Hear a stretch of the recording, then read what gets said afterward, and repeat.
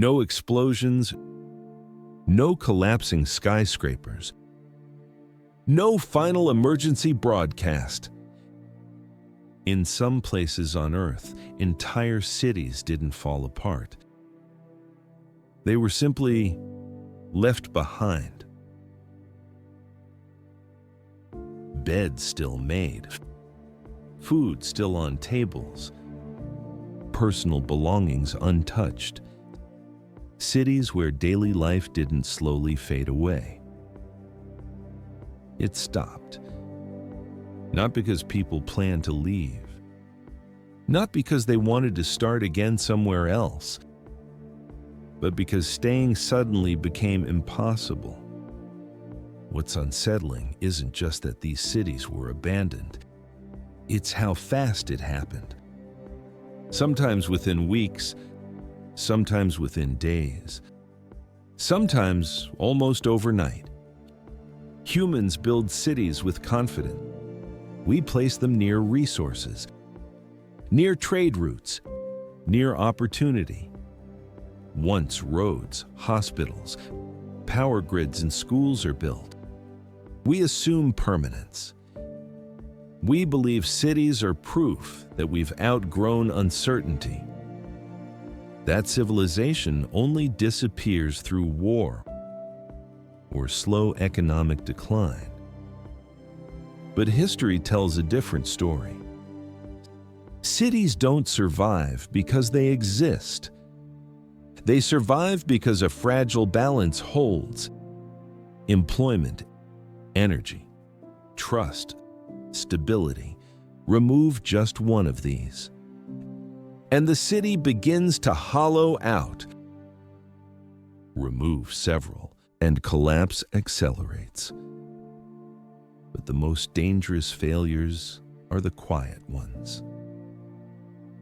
The moments when nothing explodes, nothing burns, nothing collapses. Yet people leave anyway.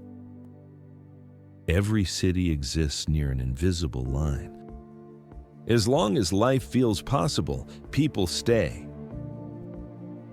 But once daily routines require more effort than reward, once hope quietly drains away, a city crosses a threshold. After that point, abandonment is no longer dramatic, it's logistical.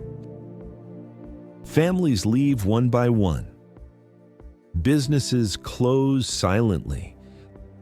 Lights stop turning on at night. And by the time the world notices, the city is already gone. Tonight, we're exploring places that crossed that line. Not ancient ruins, not cities destroyed by war, but modern cities, built with ambition, technology, and confidence. That still failed. At first glance, Ordos looks like success. Wide highways stretch into the distance. Glass towers rise from empty streets. Entire districts appear finished, polished, complete. A city designed for more than 1 million people. But something feels wrong. There is no movement, no traffic, no crowds, no urgency. Almost no one lives here. Ordos is located in Inner Mongolia, northern China. In the early 2000s, the region experienced a massive economic boom. Coal money flooded in. Local governments believed they were witnessing the future. A rare opportunity to build a modern city from nothing. And so they did. They didn't wait for demand. They didn't wait for migration. They built first. Assuming life would follow, entire neighborhoods appeared almost overnight. Government buildings, museums, universities, shopping centers. Infrastructure wasn't the problem. The problem was purpose. Jobs never arrived in sufficient numbers. Industries failed to follow housing development. Apartments became financial instruments, not homes. Lights stayed off. Walking through Ordos feels unnatural. The streets are clean. The buildings are intact. Nothing is broken. And yet the city feels unfinished, not abandoned after collapse, but abandoned before life ever truly began. Unlike ancient ruins, Ordos hasn't been reclaimed by nature. There's no sand filling rooms, no vegetation creeping through windows. Instead, there's silence. A city frozen between intention and reality. Ordos reveals something deeply uncomfortable. You can plan a city perfectly. You can design traffic flow, zoning, infrastructure. But you cannot force people to live there. Cities don't exist because they are built. They exist because people choose them. When that choice never happens, you don't get a disaster. You get something far stranger, a city without memory, without urgency, without human rhythm. Ordos isn't a warning about the past. It's a warning about the future, about what happens when cities are built for speculation instead of people. Kolmanskop should never have existed. It was built in the Namib Desert, one of the driest, most hostile environments on Earth. No rivers, no farmland, only sand, heat, and wind. And yet, at the beginning of the 20th century, a city appeared here almost overnight. Not because the land was welcoming, but because it was valuable. In 1908, diamonds were discovered, and suddenly nothing else mattered. German settlers didn't build a temporary mining camp. They built a town. Elegant homes with European architecture, a hospital, a school, a ballroom, even an ice factory in the middle of the desert. Kolmanskop wasn't designed to endure. It was designed to extract. For a time it worked. Money flowed in. Life adapted. The city existed in defiance of its environment. But Kolmanskop had only one reason to exist: diamonds. When richer diamond deposits were discovered further south, that reason vanished. Mining operations moved. Jobs disappeared. Supplies slowed. Families began to leave, quietly, deliberately. There was no evacuation order, no moment of panic, just the shared understanding that staying no longer made sense. And then, the desert reclaimed what it had never surrendered. Sand crept through windows, poured down staircases, filled bedrooms and hallways. Entire houses were buried from the inside out. Kolmanskop wasn't destroyed. It was simply abandoned and absorbed. Kolmanskop teaches a brutal lesson. Cities don't collapse only when they fail. They collapse when their reason disappears. Without purpose, even walls and roofs are temporary. Burj Al Babas was never meant to feel real. It was designed to look like a dream. Hundreds of identical castle-style villas lined up across rolling hills in northwestern Turkey, each one with turrets, balconies, arched windows, a vision pulled straight from fairy tales and mass-produced. Construction began in the early 2000s. The plan was ambitious, a luxury housing development for foreign investors, primarily wealthy buyers from the Middle East, drawn by the promise of European-style living, privacy, and exclusivity.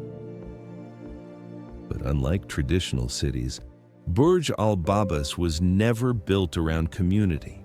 There were no schools, no hospitals, no local economy, only houses, hundreds of them. The assumption was simple. If the dream looked beautiful enough, people would come. At first, construction moved fast. Rows of villas rose almost simultaneously.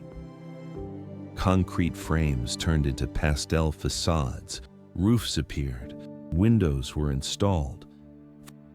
From above, the city looked complete. From the ground, something felt wrong. Every building was nearly identical. Every street repeated the last. There were no signs of daily life, because none had ever begun. Then the dream collapsed. In 2018, the development company declared bankruptcy. Rising construction costs, currency instability, a slowing real estate market. Sales froze, investors pulled out, work stopped almost immediately. Cranes fell silent. Construction crews vanished. Materials were left where they lay. Hundreds of villas stood unfinished, but close enough to completion to feel unsettling. Burj Al Babas wasn't abandoned after people left. It was abandoned before anyone arrived. There were no evacuation orders, no final days of normal life. Just a sudden realization, this place had no future. Walking through Burj Al Babas today feels disorienting, not because it's decayed, but because it never aged. No wear patterns, no personal objects, no traces of memory. Only repetition. A city designed without friction, without randomness, without humanity. Burj Al Babas reveals a different kind of failure, not environmental, not political, not natural, but conceptual. It shows what happens when cities are designed as products instead of places. When architecture is optimized for appearance, not experience. When homes exist as investments, not shelters. Like Ordos, Burj Al Babas proves something unsettling. You can build thousands of structures and still build nothing at all. Varosha was once one of the most desirable places in the Mediterranean. Luxury hotels lined the coast. Tourists filled the beaches. Then, in 1974, everything stopped. Following a military invasion, residents fled. The district was sealed. No return was allowed. Days turned into years. Years turned into decades. Nature crept back in. Hotels decayed. Balconies collapsed. Streets emptied. Varosha wasn't abandoned because it failed. It wasn't abandoned because it was unsafe. It was abandoned because of a decision, a reminder that cities can be erased, not only by economics or nature, but by politics. Different continents, different cultures, different causes. Yet the pattern is always the same. Cities don't disappear when people want to leave. They disappear when the systems that support them fail faster than humans can adapt. Economics, energy, environment, politics. Once that invisible threshold is crossed, there is no gradual decline, only abandonment. Ordos shows us what happens when cities are built without human demand. Kolmanskop shows us what happens when a city's purpose disappears. Burj Al Babas shows us what happens when cities are built for fantasy, not for life. When nature removes choice. Varosha shows us what happens when politics freezes time, different failures, same outcome. Modern cities feel permanent. We trust them. We plan our lives around them. but history suggests otherwise. Every city exists on borrowed time, dependent on invisible systems we rarely question. And when those systems fail, cities don't slowly fade away. They are left behind. Sometimes overnight. Hidden Earth TV explores the forgotten, the abandoned, and the unseen parts of our planet. If you want to discover more places where humanity once thrived and then vanished, subscribe to Hidden Earth TV.